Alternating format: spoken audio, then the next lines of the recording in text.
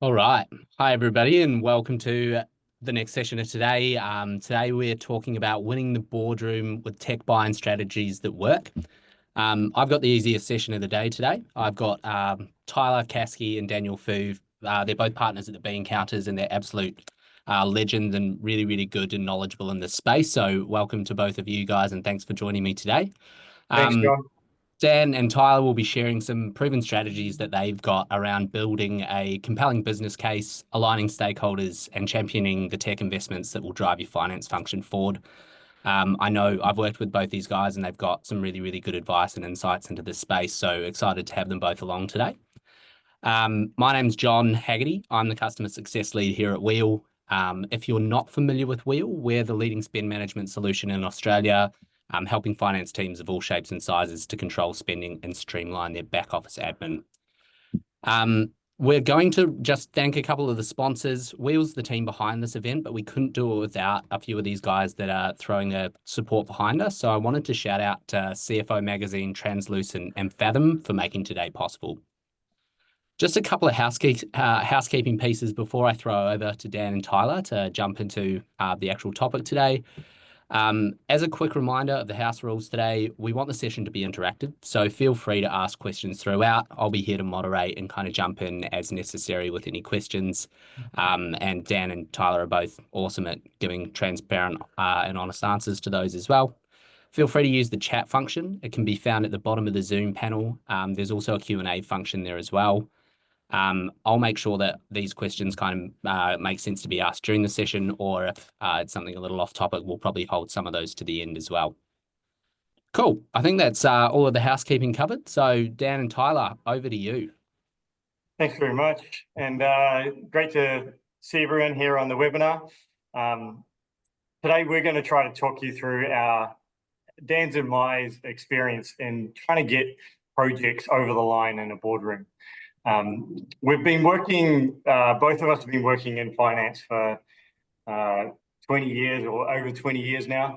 And have also been, working in Big Four accounting firms, but also in the CFO role. So we've both been involved in these meetings in boardrooms or pitching to the CEO at length.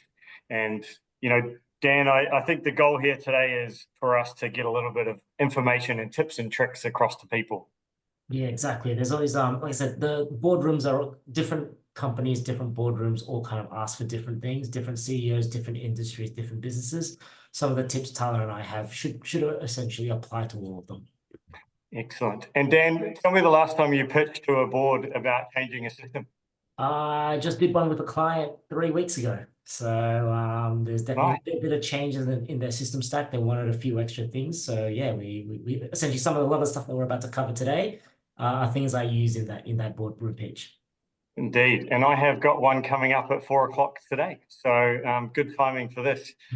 So I'm going to share a few slides. We're going to talk through really some stories, but trying to give you some simple tips and tricks about when you go into your board meetings, CEO meetings, finance committee meetings, to help you get a successful outcome.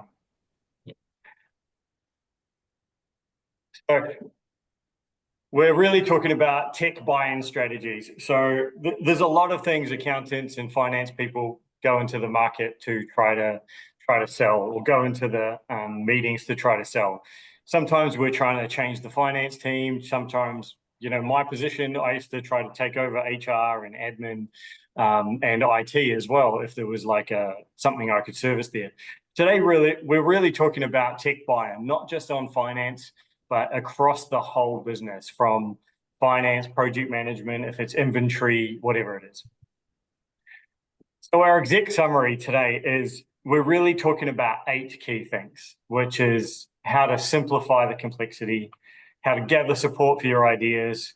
The most important one for me is explaining the why, using visuals to help get your point across, doing your research so you're very well prepared, how to create a high-level plan, because you'll always be asked for those in every single time you try to make a change, how to get some good costs and time estimates, and how to plan for the risks and issues.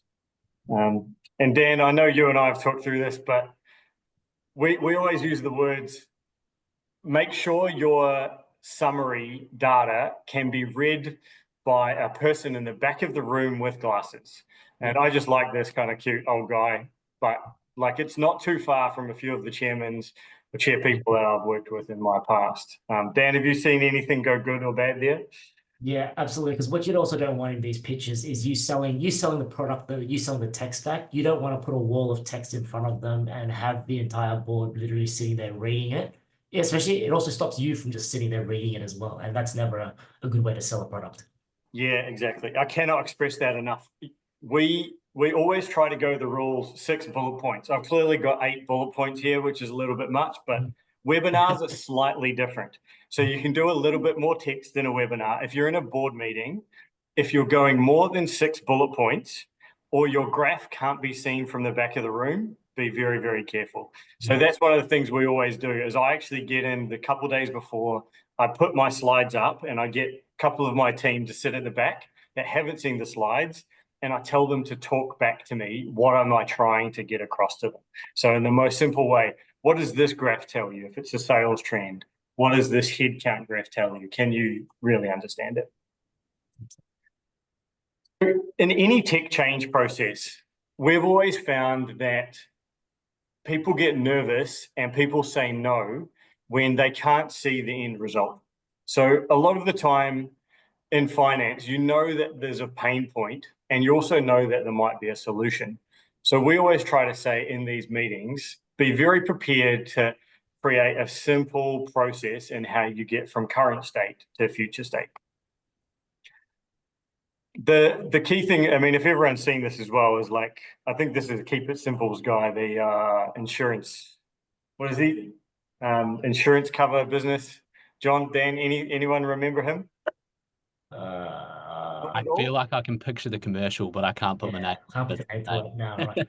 If anyone's got that, drop it in the chat about what that one's name is. I'm pretty sure it's here. Compare the market. Thank you, Justin. Yeah, that's it. Yep, that's the one. So the goal I always look at here is everyone's like, oh, how are we going to do this? Do we need to write a Monday project plan? Are there a million steps? Now, sometimes when we go into meetings, we might be talking about one system change. We might just want to move from MyOb to Xero. We might want to move from Sin7 Core to Sin7 Omni, right? Very simple process. It might be easier. However, sometimes you're doing like a bigger system change there as well. The next one I'm really interested in is, I love a cheesy photo, is gather support. So if you're going into an exec meeting, if you go in without gauging interest from others or without making sure that other people are involved or, have given this the thumbs up, I can guarantee you 9 times out of 10, you're going to fail. Dan, have you ever failed in a board meeting? Have you ever got anything shut down? Yes, definitely had one. I'm just remembering back I was at a data analytics company. We wanted to change our billing platform. So essentially invoicing all of our clients. It was a subscription-based business. So there was quite a lot of invoices that go out on a monthly basis. We wanted to change that billing process purely just to facilitate finance speediness, getting the reporting done, getting the month ends all done really quickly. We kind of like went all the way up to the exec kind of board level, the exec level, to kind of pitch the fact that, look, we wanted to change this platform from A to B, but we didn't get enough buy-in from our actual sales team. And yes, technically they don't do any of the actual physical billing, but they're obviously dealing with the clients who are getting those bills on the other end. So yeah, again, we didn't get enough buy-in on that kind of lower end. It kind of like that became like the squeaky wheel in that meeting. There was unnecessary noise coming from that operations team, that sales team, which we could have completely alleviated if we did that much before the meeting. And my biggest one was post-approval, actually. So I was working in a 400 people law firm and we were putting in micropays. We were on micropay for payroll and we were putting in the HR portal, which was a bit of a no-brainer in my opinion. So I sold it to the CEO. It was a pretty nominal cost. And it meant people could do annual leave, sick leave, long service leave forms online and they'd pump through to payroll. So we'd completely get rid of the paper. And the person that I forgot to sell to was the head of the mortgage documents team. She was 100 of the 400. She managed 100 of the 400 people, but was never in the office. She kind of worked remote. She kind of popped in, popped out. We were on 4 floors apart. And she was probably a lot closer to the CEO than I was. And so, the payroll manager and I bought the product. We'd started the installation. We're going through, and she just pulled the handbrake. The general manager was like, we're not going to do this. It's too hard. There's too much work. I want to stay with the paper forms. So it took me another 6 months of convincing her in demos to try to get this aligned. Whereas if I'd had maybe 2 or 3 days of conversations before I signed the product, I would have had it absolutely nailed. So that's when I learned that I've got to drop seeds to the other team and sell especially to the leaders that have power.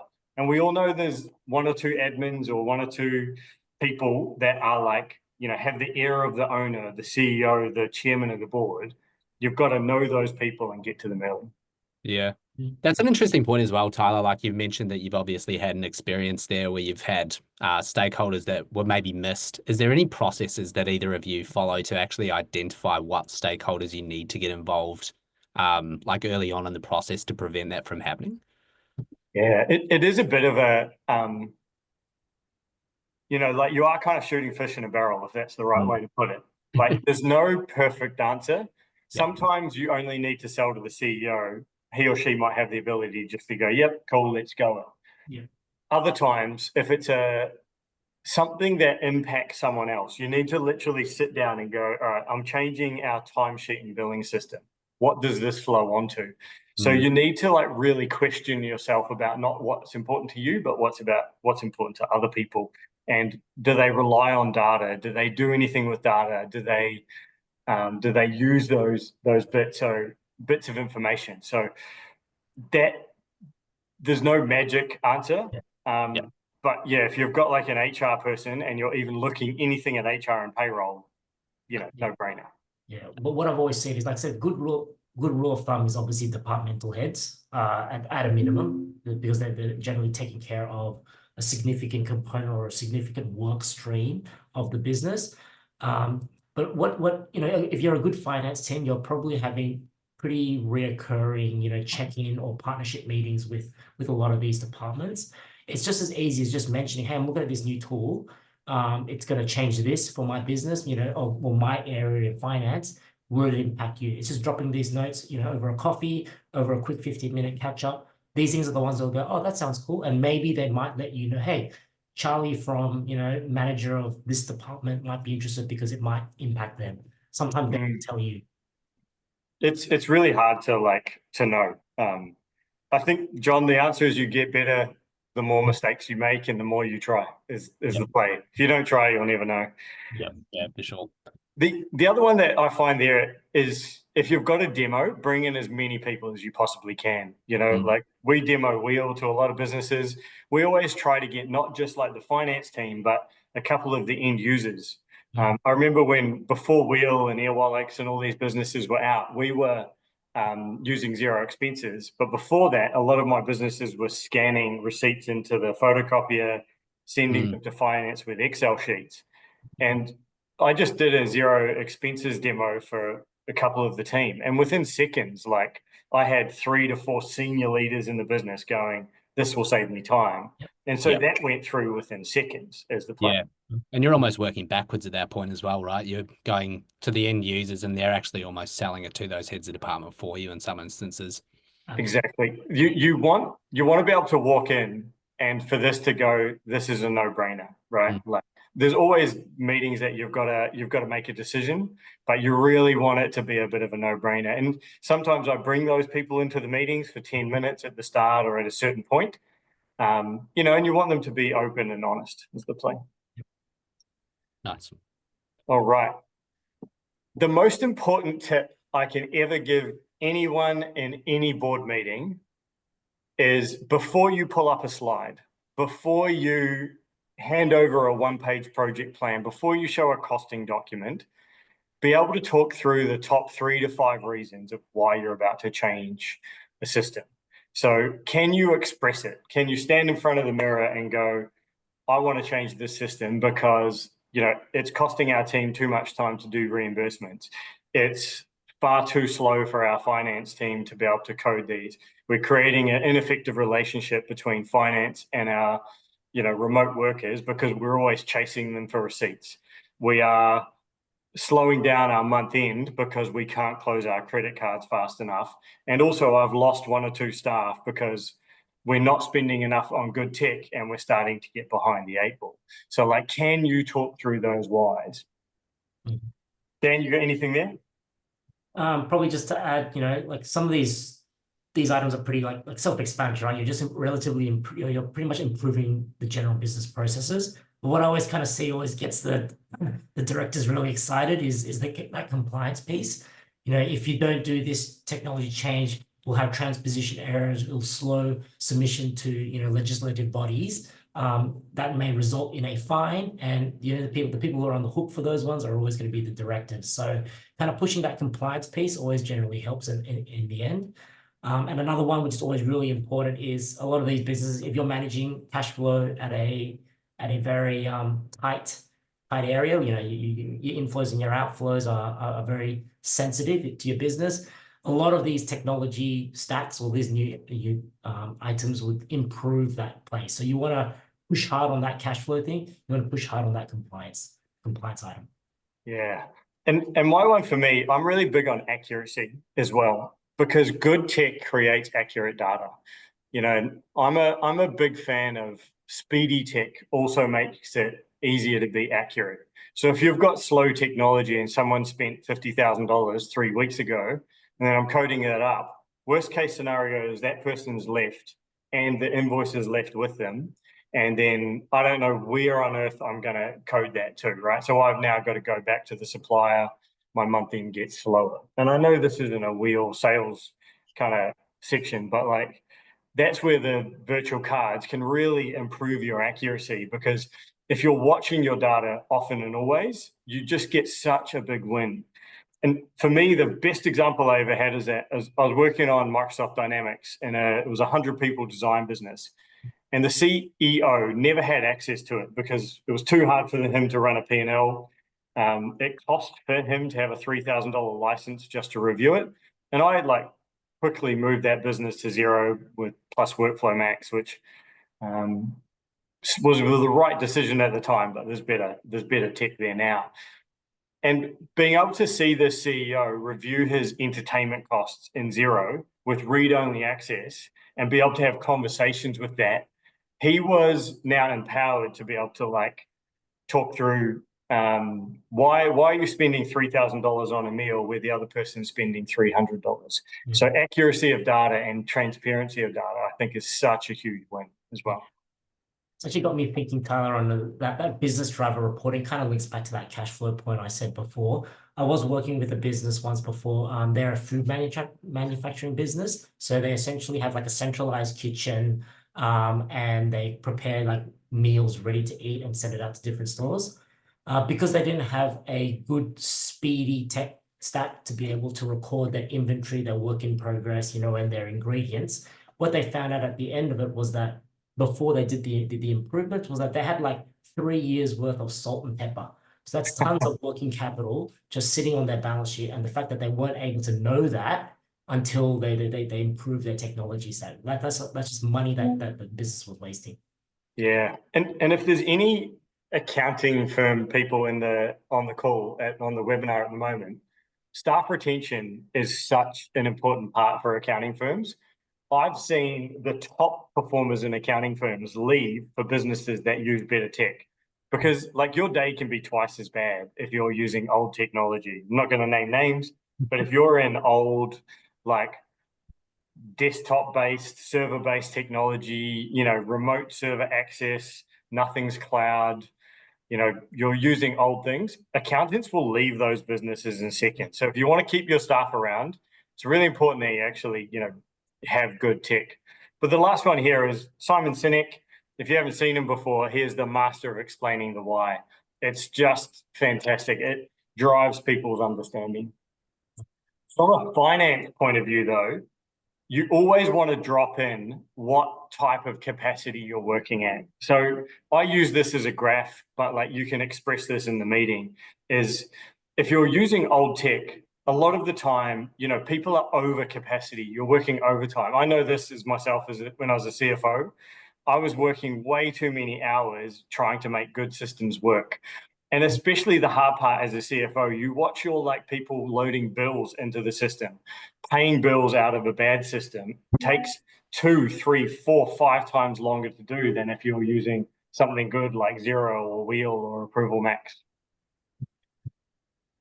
And you see that financial controller, the financial accountant, 120%, 110%. I guarantee you 20 to 30% of that is because there's some sort of Excel file manipulation, some sort of charting that needs to be done in PowerPoint. So a whole bunch of copy and pasting, manipulating to get a report that gets done each month.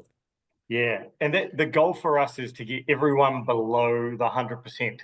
Now, the head of finance, and Dan's in my position, we've always said the head of finance should have next to no daily churn, right? Maybe they review cash flow, but you don't really want them doing anything. However, your junior accountants, your financial accountants, I always like them at between the 70 to 80% mark of churn plus 20 to 30% project.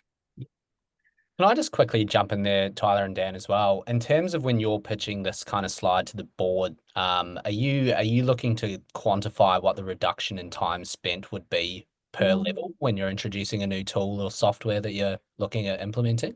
Oh, this is perfectly our next slide, John. So no, I'm 100% back of envelope. You will never be able to perfectly quantify it, you know, and I'll throw percentages and numbers around left, right, and center because when you're like in a finance team, you just know, like, you know, one of the best things I ever watched is there was a lady using this system out of Iowa in my team, and she was doing an accounts payable remittance, and it took her 2 hours, and it didn't send properly, and it sent to the wrong people. And I was like, that's a 5-minute task in Xero. So immediately what I did is I tagged that as that's one of my examples. So I said, we're 10 times faster in Xero than we would be in another system. Now we add Wheel on top. Wheel does automatic remittance and automatic payments. And so I'm just going, I'm 2 times faster in Wheel than I am in Xero. Plus I've got control, right? Which is a win. So I go very, very high level. You know, and I just, you know, I ask people on an 8-hour day, how much do you think you'll save? And they go, oh, 42 minutes. They never say that. They'll go maybe an hour, something like that. Yeah. Yeah, it's a good call. And like cost benefit tracking. Oh, sorry, go down. Just expanding on that one, in terms of like, you know, one sensitive area that always happens when you're looking at the cost benefit is sometimes if you get that type of board member or executive team member, they'll be like, how many heads can I save? Out of 8 out of my 10 pitches that I've ever done, I never propose headcount reduction as savings and quantifying that. Because what you're really doing is you're going from 120 to 80%. That's 20% that they can do productive, you know, forward-facing work that has nothing to do with the day-to-day churn, but to help the business grow. So never going with the headcount issue, but I understand sometimes some stacks, some systems, some businesses need to take that into consideration. Yeah, it's very true. And good systems sometimes do really open up underperformers. You know, that you get more transparency of data. You see who's not like recording their time fast enough because you've got accurate information. Yeah. The last thing for me on this cost benefit analysis is like, don't just focus on finance. You know, when you walk in, you really need to be talking about us as a business.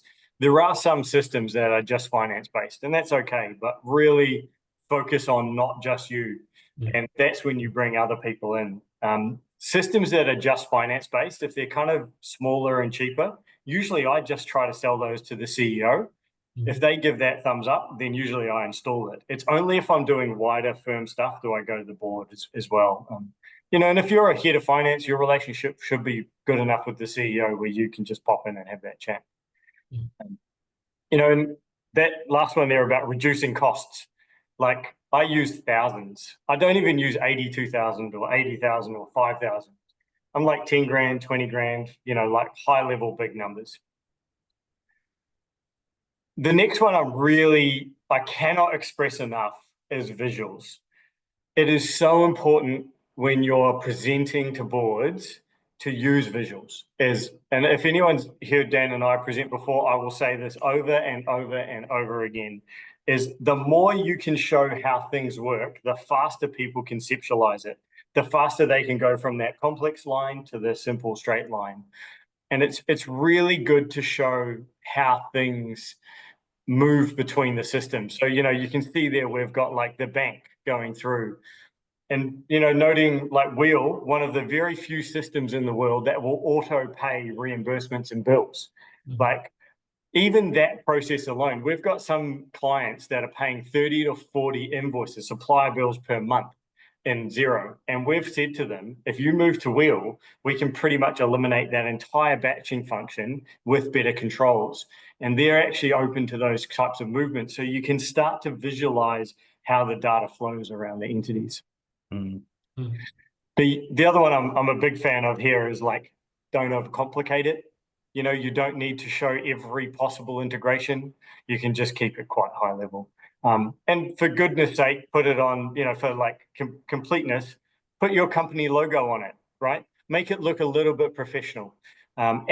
These things probably take 30 to 50 minutes to create, give it a try it on a whiteboard, but I treat them like tarot cards. Like these are some things for people to hold. And if you're handing out a piece of paper at the meeting, sometimes I just hand this and maybe a project plan.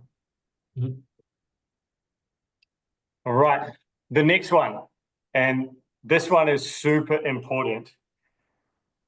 Dan, how many times have you walked into a board meeting and proposed a new system and someone said, tell me about the competitor analysis?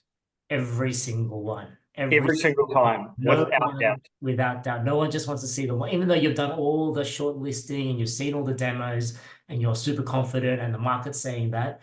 Board always wants it, just like how you always get three quotes when you three plumber quotes when you want someone to come and fix your toilet. It's the exact same concept. People have that. Every board member will need that. Yeah. For me, there's a couple magic answers here.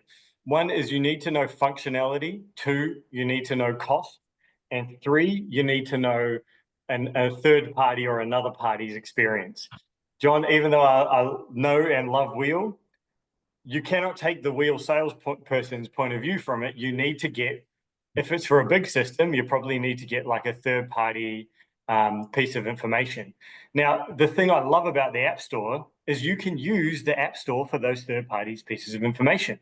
And if I look at, say, the difference between Airwallex and Wheel here, and I know direct competitors, however, Airwallex has got 8 ratings, Wheel has got 100, right?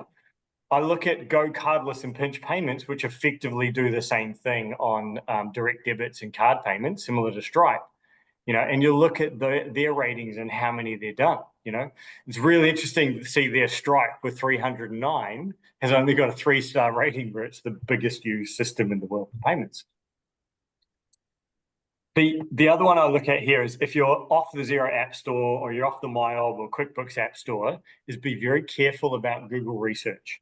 So Google Research is often provided by the apps that are doing it. So if a good example, if you type best virtual credit cards into Google, Revolut is going to come up #1 because it's got the biggest footprint and it paid for a marketing to do a comparison of its products. And it clearly put Revolut at #1, right?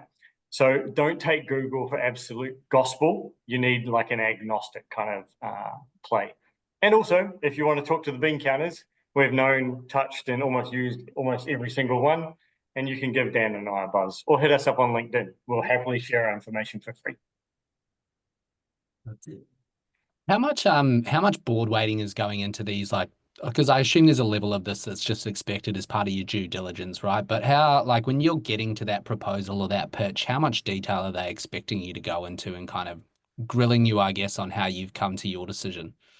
Yeah, it's really interesting. So if you've got a contract that's 3 years for a payroll process, you're going to need 5 slides plus competitor analysis plus costs plus demos from you plus other people plus a consultant.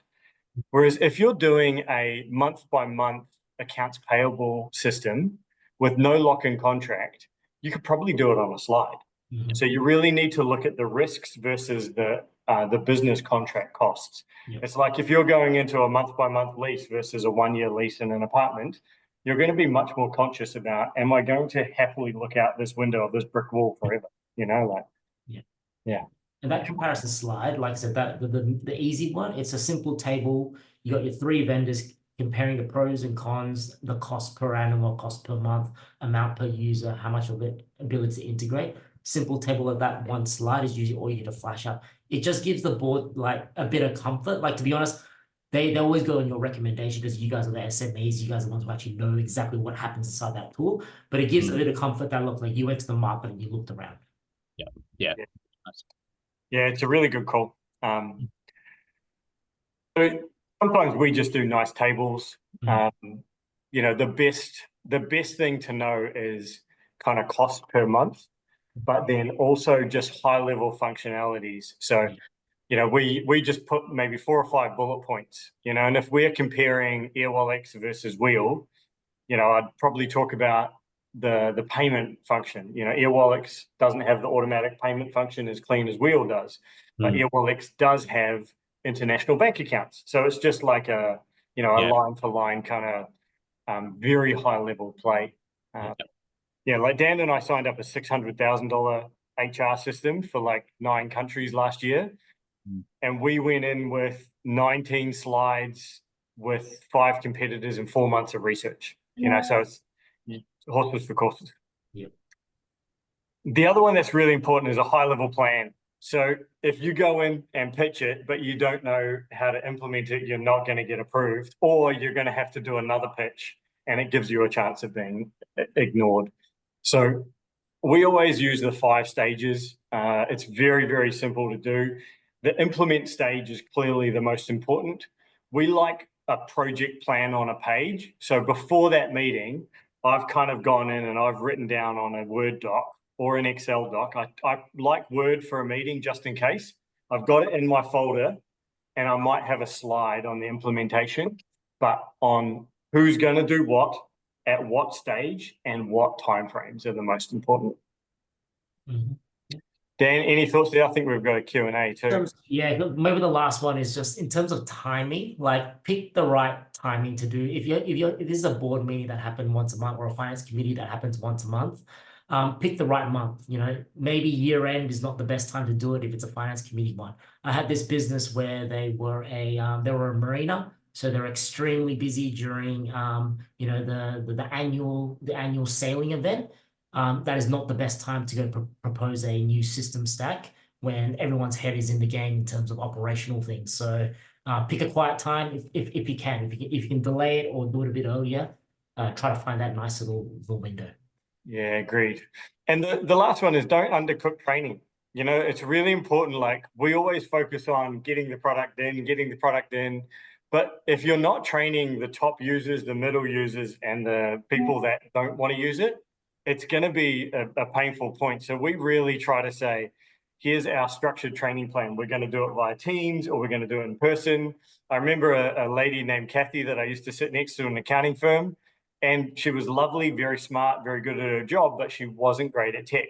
So they were like, Tyler, how are you going to get Kathy to buy this? And I said, I sit next to her, well, across the desk from her.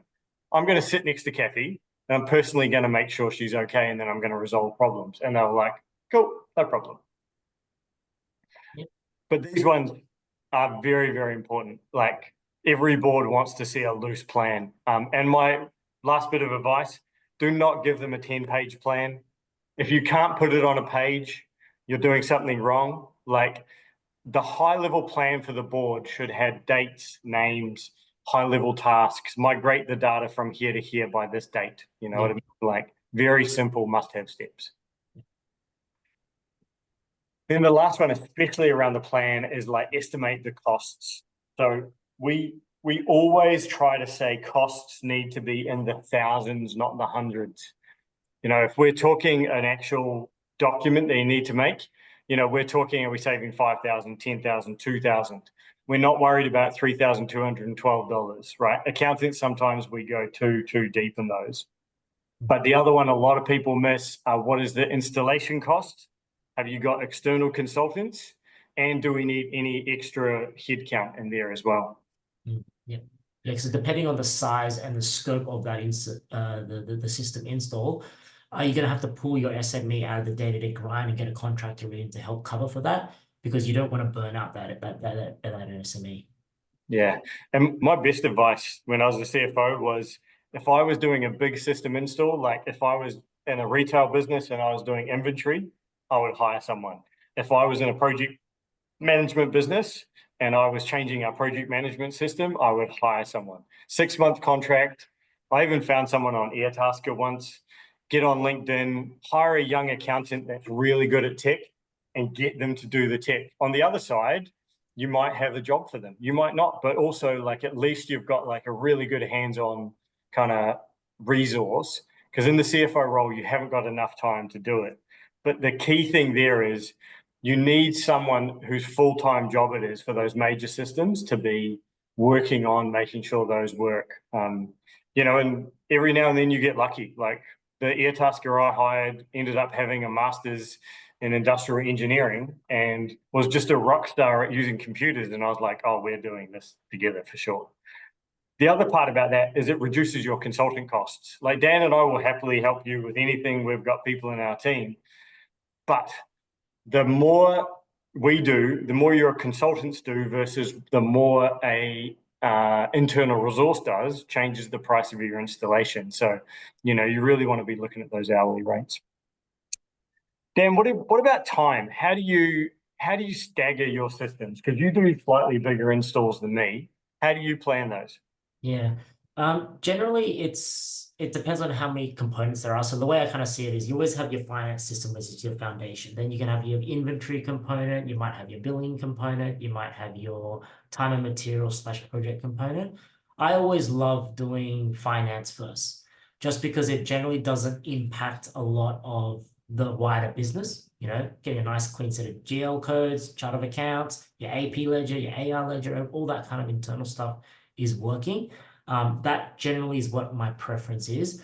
But big but is that sometimes a lot of these separate components need to all kind of work together on day one. Yeah, agreed. But yeah. It's the big bang or stagger. Yeah. Right? So like if you can stagger, always stagger. But you can stagger, always stagger. I agree. yeah, And the finance first is the best thing Dan and I have learned in our 4 years of literally just doing system install after system install. It gives you something to integrate. So like if you want to install wheel in Xero, put wheel in, put Xero in 1st of April, put wheel in 1st of May. It just gives you something to connect to and it doesn't overwhelm the team. And it's just an absolute win to play. And our last slide is risks and issues. And there is always a board member, and it's probably someone like me with a few gray hairs that's going, what's the risk if this goes bad? What happens if, you know, we mess up the invoicing? And there's 2 points we've made there that you never mess up. Number 1 is invoicing, and number 2 is payroll. Almost everything else in a business you can catch up. Reporting, supplier bills, you know, like general ledger, bank transactions. But if you mess up reporting or you delay reporting or payroll, boom, your credibility's gone, and also your cash flow can get really troublesome. Dan, what do you reckon here? Like, what do you look out for in your risk and issues? How do you plan them? That's it. It's exactly that. Payroll, AP, AR. Because that's going to affect cash. And for a lot of the people on this call, the cash flow management is critical to running to keeping things afloat. You generally don't get clients that pay annually up front. So those are the 3 things you need to look at. Back on the previous point in terms of like that project plan, the timing of all of that, when you're doing it, how much time, build in buffer. There's always a buffer that you need. So what you're presenting to the board is, worst case scenario in terms of timing. Ideally, you get a lot of the milestones done well in advance of that, so that you've got some buffer time when things go wrong. Because there's always some quirky little thing that there needs to be a decision point, or it might be a business process that needs to change to accommodate the new system. And it's usually always doable. It's just you need time to be able to flow that through the rest of the business. So building buffer, I guess, is the headline point. I agree. And on these risks and issues, I have a slide that I don't have prepped. Oh, sorry, that I don't show, but I'll have it prepped if case asked. So if someone goes to me, what is the risk if this goes wrong, right? Like, we've done a ton of like Zero Wheel and Employment Hero together, and they're like, what's the risk if something goes wrong? And I'm like, well, Employment Hero is an annual contract. So we probably need to be careful with that. Zero, month-to-month contract.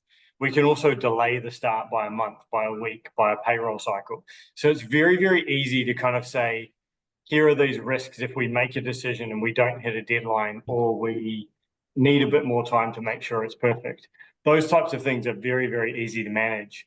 And I have those kind of up because there's always a board member that is like, what if we get halfway through and the invoicing doesn't work the way we need it to?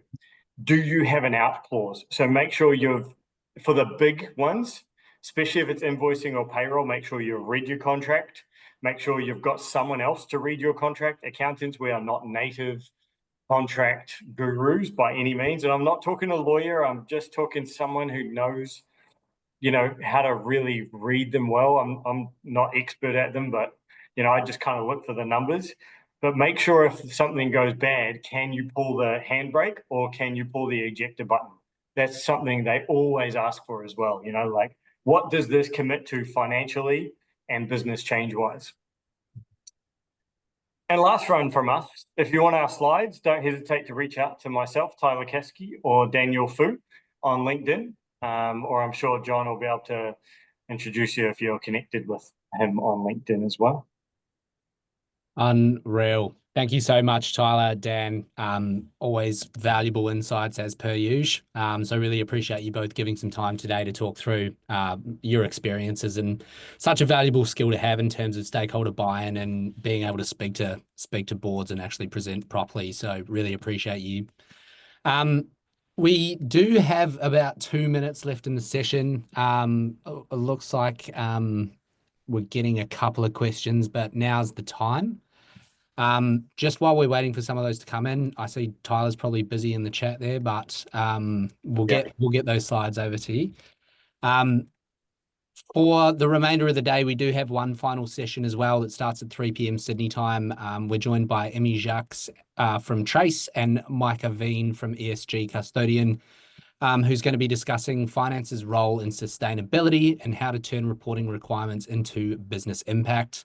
It's going to be a great session, so feel free to come along as well. But appreciate everyone on the call for joining in today as well. As mentioned, feel free to reach out to Tyler, Dan, or myself on LinkedIn, and we're happy to steer you any inquiries in the right direction between the three of us as well. Indeed. And if anyone's like they're about to go into a board meeting or a finance committee meeting, and they want Dan and I to spend 10 minutes bouncing some questions off them, don't hesitate to ask. Like, we've been in those shoes. We're not going to send you a bill for, some time. And it's also, it's a good way just to get a quick sniff test to make sure you've covered all those questions. Don't hesitate to learn from your colleagues around failures, but also how to make sure it's a success. Awesome. Thank you. Thanks, everybody. See you in the next one. See ya. Thanks, gents. Bye.